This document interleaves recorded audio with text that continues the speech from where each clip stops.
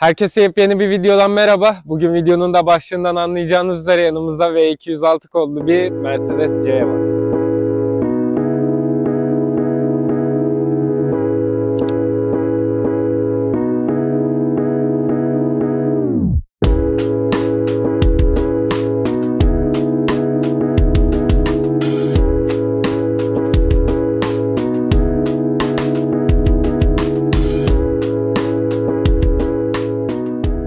Şu an incelemekte bulunduğumuz araç 1.5 benzinli bir motora sahip. Aynı şekilde 48 voltluk elektrikli bir motora sahip. Toplamda ikisi beraber 204 beygir kadar güç üretiyor. Bu aracı satın almak isterken 4 farklı donanımla satın alabiliyorsunuz. Style, Avantgarde, Exclusive ve AMG olarak geliyor. AMG paket bu aracın sport paketi olarak geliyor. Süspansiyonlarda ve jantlarda ufak değişiklikler oluyor. Panjurumuzda ufak değişiklikler olacaktı ve tamponumuzda değişiklikler olacaktı. Şu anda incelemekte bulunduğumuz araç Avantgarde bir donanıma sahip. Aynı şekilde aracımızda 9 ileri otomatik bir şanzıman bulunuyor. Ön kısmı bu şekilde, panjurumuza krom detaylar eklenmiş. Gayet şık gözüküyor. Hemen alt kısımda da krom çıtalarımız devam ediyor. Ön ve arka park sensörlerimiz bu araçta standart olarak geliyor. Aynı şekilde Avantgarde donanımla beraber gelen Highlight performans farlarımız bu araçta bulunuyor. Aracımızın lastikleri de bu şekilde 245-45-18 ebatları ile geliyor. Şu an incelemekte bulunduğumuz araçta opsiyonlu jantlar var. Standart fabrika çıkışı jantları çok daha farklı. Bence gayet güzel görünüyor bu şekilde. Katlanır aynalarımız bu araçta standart olarak bulunuyor. Burada cam tavanımız bulunuyor. Avantgarde donanıma ek opsiyon olarak geliyor bu cam tavan. Arka cam çerçevelerimizde de krom detaylarımız bulunuyor. Bence gayet güzel ve şık gözüküyor. Biraz da aracımızın arka kısmını inceleyelim. Aracımızın arka kısmı da bu şekilde. Alt kısımdaki difüzörlerimizde krom detaylar eklenmiş. Aracın genelinde krom detaylarımız eşlik ediyor. Bence gayet güzel bir uyum yakalamış. Burada LED stoplarımız bulunuyor. Burada da aracımızın C200 olduğuna dair bir ibare bulunuyor. Bagaj kısmı da bu şekilde. Burada arka koltukları kolayca yatırabileceğim karşılıklı 2 adet tuş bulunuyor. Arka kısmında 48 volt bir çakmaklık bulunmuyor. Golf, A3 tarzında araçlarda bulunurken bu araçta en azından beklerdim bunu. Bir de stepney kısmını çekelim. Stepney kısmımız da bu şekilde. Lastik tamir kitiyle geliyor ve yedek lastik için herhangi bir yer ayrılmamış bu araçta. Biraz da aracımızın iç kısmını inceleyelim. Saklama gözlerinden başlamak istiyorum. Bence gayet yeterli ve geniş gözler bulunuyor bu araçta. Burada bagajı açabileceğim bir tuş bulunuyor. Hemen üst kısmında bir hoparlör konumlandırılmış. Bu kısımda elektrikli aynaları kontrol edebileceğim bir tuş takım bulunuyor ve bu tuş takımı dokunmatik olarak geliyor. Hemen alt tarafında 4 camın elektriğini kontrol edebileceğim bir tuş takım bulunuyor. Bu kısımda aracın elektrikli koltuklarını kontrol edebileceğim bir panel eklenmiş. 3 farklı hafızayla birlikte geliyor ve ısıtmasını buradan açıp kapatabiliyorum. Far takımı bu şekilde geliyor. Mercedeslerden aşina olduğumuz bir tuş takımı. Hemen alt kısımda da elektrikli park frenimiz konumlandırılmış. Buradan kolayca açıp kapatabiliyorum. Direksiyonu bu şekilde. Avantgarde donanıma sahip olduğumuz için böyle bir direksiyonla geliyor. Eğer AMG pakete sahip olsaydık daha farklı bir direksiyonumuz olacaktı. Hemen sol kısımda hız sabitleyiciyi kontrol edebileceğim bir tuş takımı bulunuyor. Üst kısmından da yol bilgisayarını kontrol edebiliyorum. Sağ kısımda da multimedyayı kontrol edebileceğim bir tuş takımı bulunuyor. Aynı şekilde üst kısmından yol bilgisayarını kontrol edebiliyorum. Hayalet ekran standart olarak bulunuyor bu araçta. Sağ kısımdaki koldan aracımın vitesini seçiyorum. Bir kere yukarı ittirdiğimde geri konumuna geliyor. Aşağı ittirdiğimde drive moduna geçiyor. Yandaki tuşa bastığımda da park konumuna alıyor kendini. Aracımızın ön kısmından bahsetmek istiyorum. Bence gayet güzel dizayn edilmiş. Bence ızgaralar güzel görünüyor. Aynı şekilde ambiyans aydınlatmayı da buralara vurdurabiliyorum. Aracımızın multimedyası bu şekilde. İlk baştaki telefon menüsünden aramalarımı kolayca yönetebiliyorum. Aynı şekilde 2 telefonu bağlayabiliyorum bu araca. Orta kısımda zaten radyo, bildiğiniz gibi. Medya cihazları menüsünden telefonumu kolayca bağlayabiliyorum. İstersen buradan kablosuz şekilde Apple CarPlay'e de bağlanabiliyorum bu araca. Burada konfor menüm bulunuyor. Buradan koltukların masajlarını ayarlayabiliyorum. Hemen alt kısmından otomatik konumlandırmasını da ayarlayabiliyorum. İşte boy, kilo vesaire girerek benim için en ideal sürüş pozisyonunu kendi ayarlayabiliyor. Hemen sağ kısımda renkli ambiyans aydınlatmaları seçebileceğim bir tuş takım bulunuyor. İstersen buradan çok renkli vesaire olarak da ayarlayabiliyorum. Hemen alt kısımdan şiddetini ve efektlerini de değiştirebiliyorum. Aracımızın ayarlarını kontrol edebileceğim bir kısım var. Buradan çarpışma önleyici, ESP, aktif fren yardımcısı ve aktif şerit takip yardımcısını kolayca deaktif edebiliyorum. Dikkat yardımcısı diye bir menüm var. Bu ön taraftaki araçla olan mesafemi koruyup ona göre bana uyarı veriyor. Burada kamera ayarlarını kontrol edebileceğim bir tuş takım bulunuyor. Sağ kısmına geçtiğimde de aracın diğer özelliklerini görüyorum. Burada Dynamic Select diye bir menüm var. Buradan aracımın Individual menüsünü istediğim gibi kontrol edebiliyorum. Tahriyi Eco, Comfort veya Sport olarak ayarlayabiliyorum. Aynı şekilde direksiyonu Comfort veya Sport olarak ayarlayabiliyorum. Ve ESP'nin ayarını da değiştirebiliyorum. Bir sonraki kısımda aydınlatma menüm bulunuyor. Buradan iç ve dış aydınlatmaları ayarlayabiliyorum. Dış ilave yanma süresi vesaire, onları kolayca buradan görüyorum. Aynı şekilde ambiyans aydınlatmasını da küçük özelliklerini buradan kontrol edebiliyorum. Hemen sağ kısmında sistem ayarlarını görebileceğim bir menü bulunuyor. Buradan sesli komutu vesaire kolayca aktif edip deaktif edebiliyorum. Buradan işte merhaba Mercedes dediğim zaman sizi dinliyorum. Alt kısımda ekran ve göstergenin ayarlarını kontrol edebileceğim bir menü bulunuyor. Hemen alt kısmında kumanda ayarlarını kontrol edebileceğim bir tuş takım bulunuyor. Aynı şekilde buradan interneti, Bluetooth'u rahatlıkla ayarlayabiliyorum. Alt kısma doğru bu şekilde gidiyor. Hemen sağ kısmında da aracın sistem bilgilerini görebileceğim bir menümüz. Burada bilgi menüm bulunuyor. Buradan aracımın sürüş bilgilerini rahatlıkla görebiliyorum. Kullanmaya başladığımdan beri ortalama yakıt tüketimi vesaire 7,5 dakikalık, yarım saatlik, 90 dakikalık tek tek görebiliyorum bunları. Soldaki kısım benzinli motorumun yakıt tüketimini gösteriyor. Sağ kısımdaki de elektrikli motorumun yakıt tüketimini gösteriyor. Burada yine motor bilgilerini görebileceğim bir menüm bulunuyor. Anlık olarak tork bilgilerimi ve beygir bilgilerimi görebiliyorum. Multimedyadan sonra alttaki tuş takımına geçmek istiyorum. En başta aracın sürüş modlarını seçebileceğim bir tuş takımı bulunuyor. Buradan rahatlıkla kontrol edebiliyorum. 4 farklı sürüş modu bulunuyor. Eco, Comfort, Sport ve Individual olarak geliyor. Hemen sağ kısımdan aracın park yardım sistemini açabiliyorum.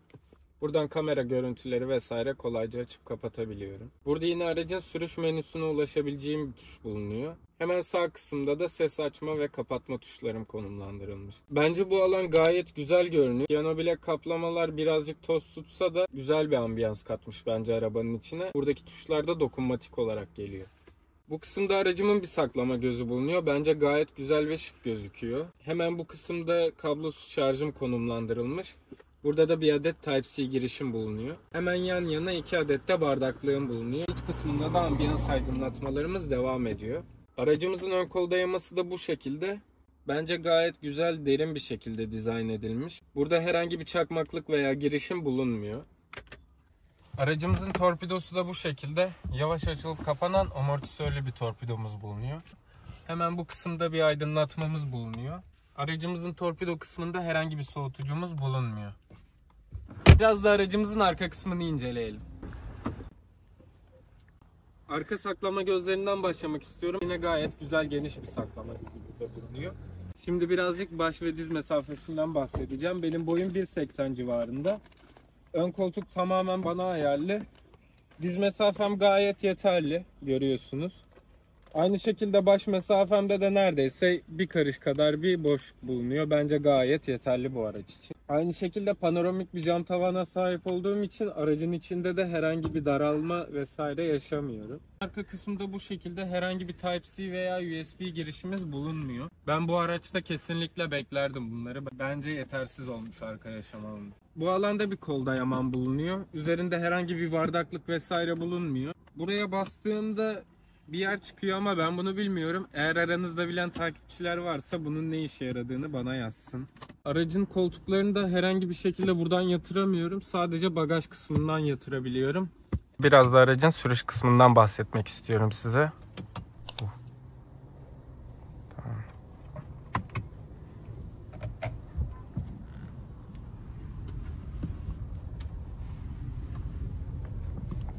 Aracımızdaki 18 inç jantlarla beraber kalın tabanlı lastikler içeriye ufak da olsa bir yuvarlanma sesi veriyor. Aracın iç kısmına herhangi bir motor sesi vesaire gelmiyor. Zaten benzinli bir motora sahibiz. Elektrikli motorun da desteğini burada fark ediyoruz zaten.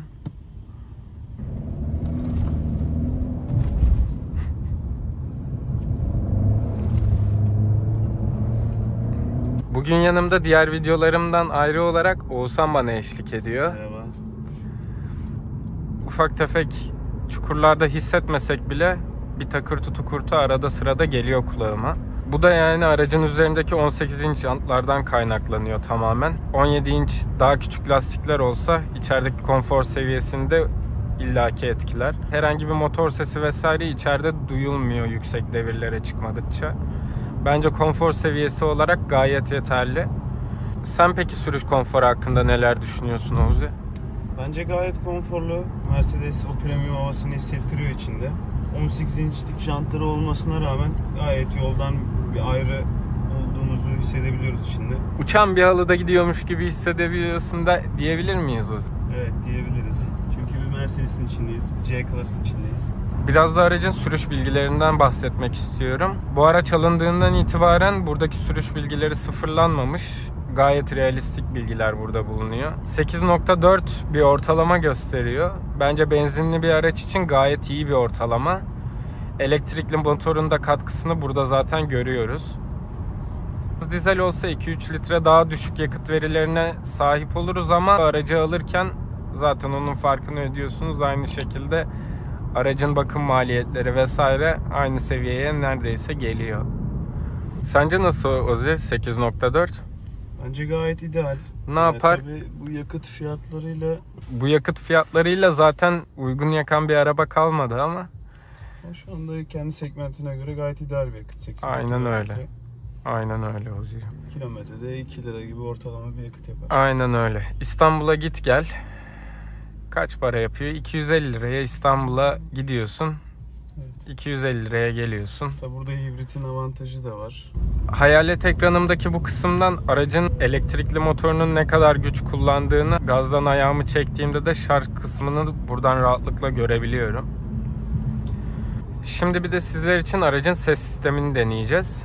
Yakın takipçilerim bilir, yakın zamanda bir parça çıkarttım. Spotify'dan kolayca dinleyebilirsiniz.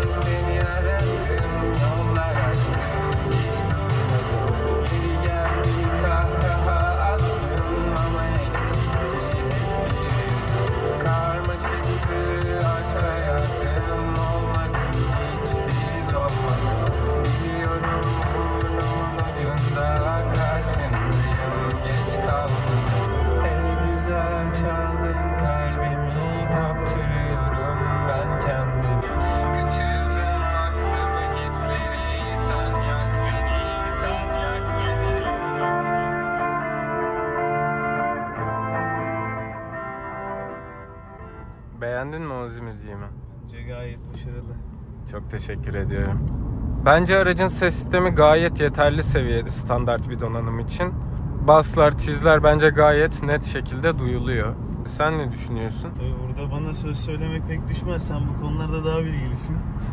Estağfurullah. Eski piyasacılardan, eski ses sistemcilerinden Ozi. Bence gayet dediğin gibi standart donanıma göre başarılı bir ses sistemi. Boğuk bir ses duymadım Ama ben kesinlikle. aracın içinde.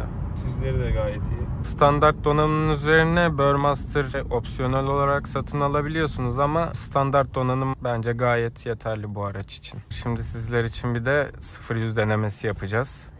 Şimdi aracımızı sport moda aldık.